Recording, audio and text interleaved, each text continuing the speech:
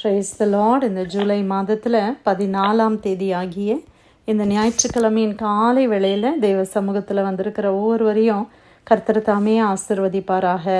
இந்த நாளிலும் நம்ம தியானிக்கிற கர்த்தருடைய வார்த்தை நம்முடைய பரிசுத்த வேதாகமத்தில் சங்கீதங்களின் புஸ்தகம் 25வது சங்கீதம் 22வது வசனம். Psalm 25 verse 22.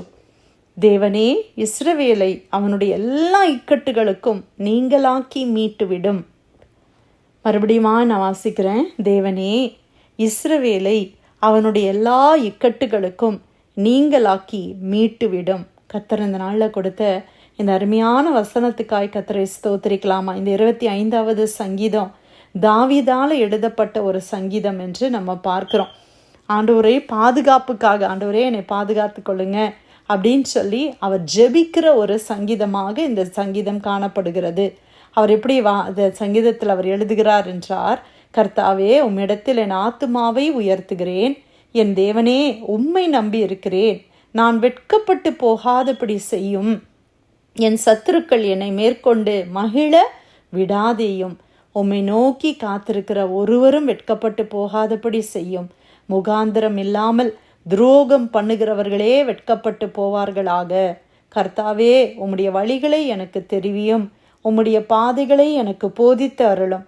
உம்முடைய சத்தியத்திலே என்னை நடத்தி என்னை போதித்தருளும். நீரே என் ரட்சிப்பின் தேவன். உம்மை நோக்கி நான் முழுவதும் காத்திருக்கிறேன். கர்த்தாவே, உம்முடைய இரக்கங்களையும் உம்முடைய காருண்யங்களையும் நினைத்தருளும். அவைகள் அநாதி காலம் முதல் இருக்கிறதே. என் இள வயதின் பாவங்களையும் என் மீறுதல்களையும் நினையாதிரும். கர்த்தாவே, உம்முடைய தயவின் நிமித்தம் என்னை உமது கிருபையின்படியே நினைத்தருளும். கர்த்தர் நல்லவரும் உத்தமருமாயிருக்கிறார். ஆகையால் பாவிகளுக்கு வழியை தெரிவிக்கிறார்.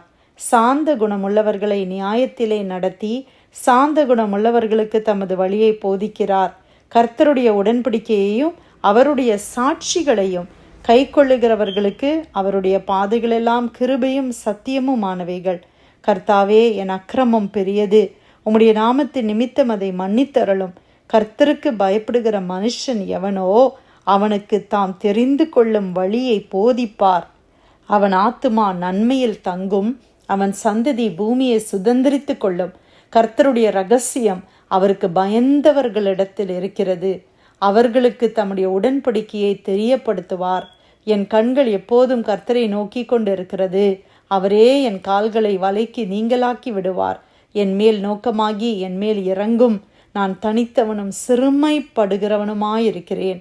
என் இருதயத்தின் வியாகுலங்கள் பெருகி இருக்கிறது. என் இடுக்கண்களுக்கு என்னை நீங்களாக்கி விடும். என் துன்பத்தையும் என் வருத்தத்தையும் பார்த்து என் பாவங்களையெல்லாம் மன்னித்தருளும். என் சத்துருக்களை பாரும். அவர்கள் பெருகி இருந்து ஒக்கிர பகையாய் என்னை பகைக்கிறார்கள். என் ஆத்துமாவை காப்பாற்றி என்னை விடுவியும். நான் வெட்கப்பட்டு போகாதபடி செய்யும்.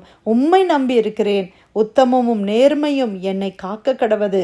நான் உமக்கு காத்திருக்கிறேன். தேவனே, இஸ்ரவேலை அவனுடைய எல்லா இக்கட்டுகளுக்கும் நீங்களாக்கி மீட்டுவிடும். அல்லேலூயா.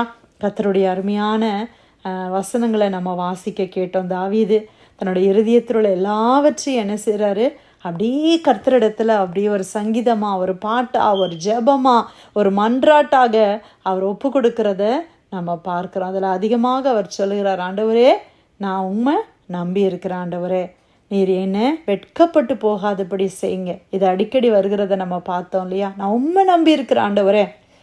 என் நீதி நிமித்தம் அல்லப்பா, உம்முடைய கிருபை நிமித்தம் நீங்கள் எனக்கு உதவி செய்யுங்க அப்படின்னு அவர் ஜெபிக்கிறார். நான் வெட்கப்பட்டு போகக்கூடாதப்பா.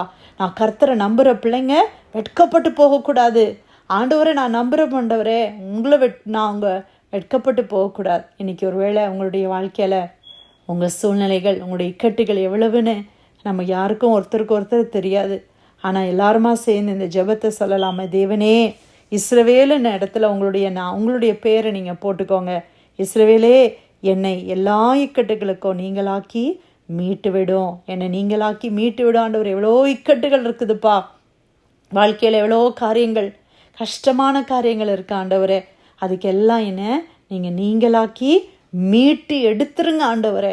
பாதுகாத்து கொள்ளுங்க ஆண்டவரே. என்னோட ஆத்மாவை மீட்டு எடுங்க. பிரச்சனையிலேருந்து என்னை விடுதலை பண்ணுங்க ஆண்டவரே அப்படின்னு நம்ம கதறுகிற ஒரு ஜெபம் இந்த ஜெபத்தை கர்த்தர் நிச்சயமாய் கேட்பார். தாவீதை ஆண்டவர் எல்லா இக்கட்டுகளுக்கும் நீங்களாக்கி மீட்டு விட்டாரா?